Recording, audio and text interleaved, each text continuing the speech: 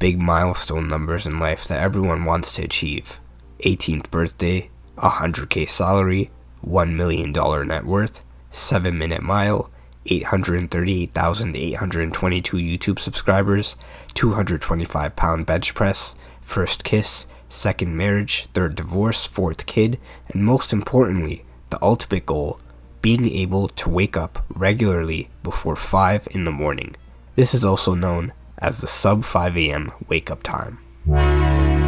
But there's one particular wake up time that everyone wishes they had enough discipline for, 4:30 a.m.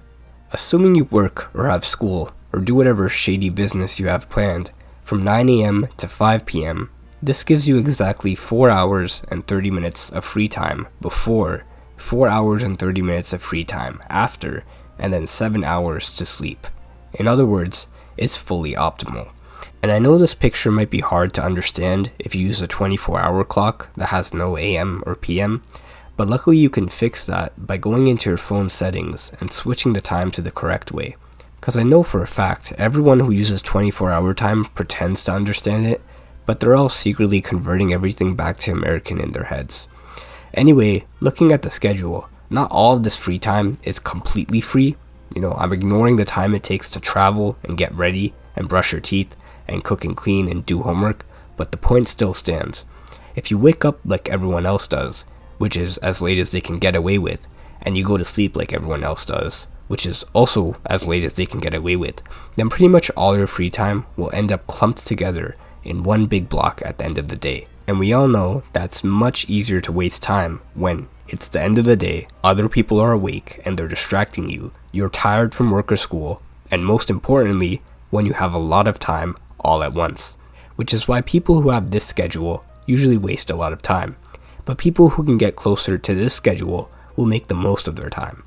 Now, 99% of people who are looking at this will be like, okay, I guess I'll keep that in mind for later, but right now, sleep is kind of low priority for me, dude. I got other things to worry about. I want to get ripped, get rich, get smart, get good grades, start a business, learn an instrument, and make a lot of friends. So once I finish doing all that, then I'll start waking up earlier.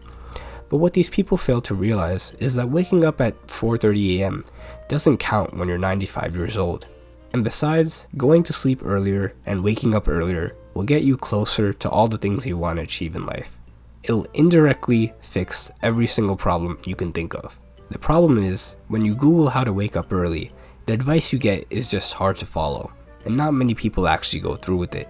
Especially advice that tells you to create a nighttime routine where you take a warm shower, even though you only ever shower in the morning, and then you dim the lights, and then you somehow read a book even though you just dimmed the lights and you can barely see, and then you meditate for the first time since last year, and then you get in bed 3 hours earlier than you're used to, so you toss and turn and you don't actually fall asleep until an hour later, and then you magically wake up, take a cold shower, go for a 2-mile run, and do intermittent fasting until lunch.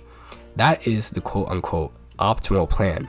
But no matter how good this advice is, it just relies on you suddenly getting the motivation and willpower to do this giant list of things that you've never done before, and to keep on doing it every day for the rest of your life. So instead, here is an easy technique that you can do right now.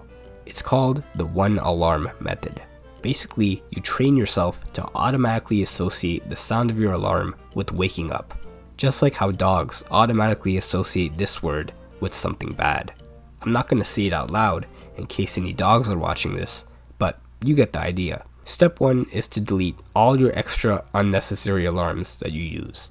If you're the type of person who sets your alarms like this, first of all, you'll never find someone to live with, and second of all, you should delete them, because it might work sometimes, but it's teaching your brain that when you hear an alarm sound, you don't have to take it seriously. Step 2 is to practice hearing your alarm, jumping out of bed, and immediately doing stuff that will wake you up. You can practice this any time of the day, even now.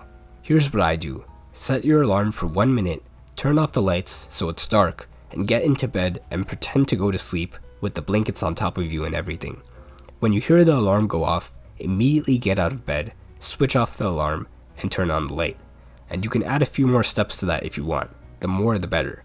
Like, get up, switch off the alarm, open the curtains, stare out at the sky, stretch, drink a big gulp of water, turn on the lights, go into the bathroom, splash some cold water on your face, and grab your toothbrush. This whole routine takes about 1 to 2 minutes, and when you're done, repeat this entire process again at least 5 times. Then step 3, the next time your alarm actually rings in the morning, your brain will be conditioned to immediately wake up and do this entire routine, and over time, the habit will get stronger and stronger. It'll basically be muscle memory. So now that you know how to wake up at any time you want, it's time to actually fix your sleep schedule so that you can wake up at 4:30 a.m. and actually have a productive day. There's a bunch of little things that go into this, so I'll split it up into levels. Level 1 is moving back your bedtime. Let's say your current sleep schedule is sleep 12 a.m., wake up 7 a.m., but you want it to be sleep 9:30 p.m., wake up 4:30 a.m. Instead of immediately trying to follow the schedule on day 1, just start here and move your bedtime and wake up time back by 15 minutes each day. Just 15 minutes. That means wake up at 6:45 on day 1, 6:30 on day 2, 6:15 on day 3, and keep going. It seems like it's too slow, but actually it only takes you 10 days to get to the schedule you want. The reason this gradual approach works better is because it's harder to mess up, and it also gives you a clear and realistic target to hit every day. Usually, people just leave it up to vibes.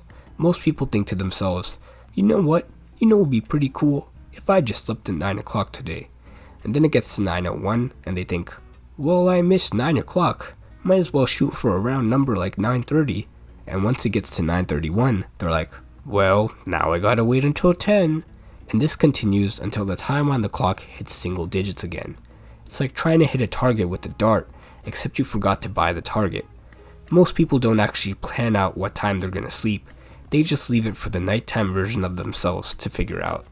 But when you push back your bedtime by 15 minutes a day, you already know from the moment the day starts exactly what time you should be asleep by and exactly what time to set your alarm for. You know exactly what to do, you just have to do it.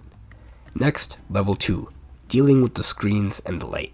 Everyone knows by now that bright light, and especially blue light, makes it harder to fall asleep. And you probably already have some kind of blue light filter turned on for your phone and laptop. But the problem here is that the default setting is usually pretty weak. This right here is a case of go big or go home. Turn it all the way up. Make it as red as it can get. The more red, the better. You can do the same thing with the lights in your bedroom by just switching to a warm colored lamp when it's getting close to your bedtime. Now on to level 3, nighttime routine.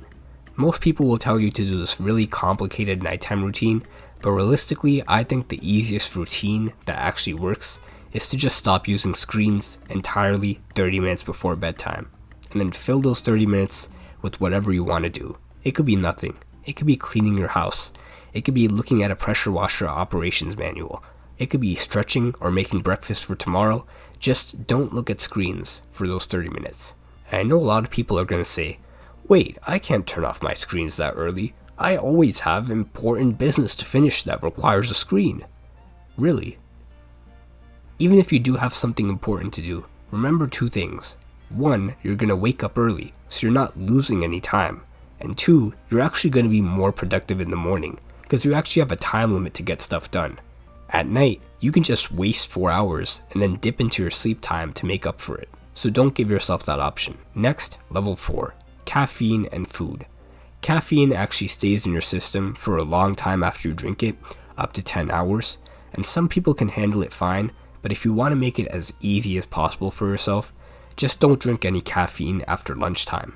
Also, the reason I put food here is because, believe it or not, eating too close to bedtime also makes it harder to sleep. If you actually try eating your last meal of the day really earlier than usual, you'll notice it's a lot easier to fall asleep. Next, level 5, exercise. Everyone pretty much knows this. If you're moving around all day and you tire yourself out, sleep comes really easily. So if you never feel tired at night, physical activity might be the answer. Like actual tiring physical activity, not bench pressing. And finally, level 6, wake up at the same time every day, even on weekends. I just put this at the end of the list for fun. I know nobody actually does it. Good night, and as always, I'm collecting donations in the form of subscribes to fund the next video.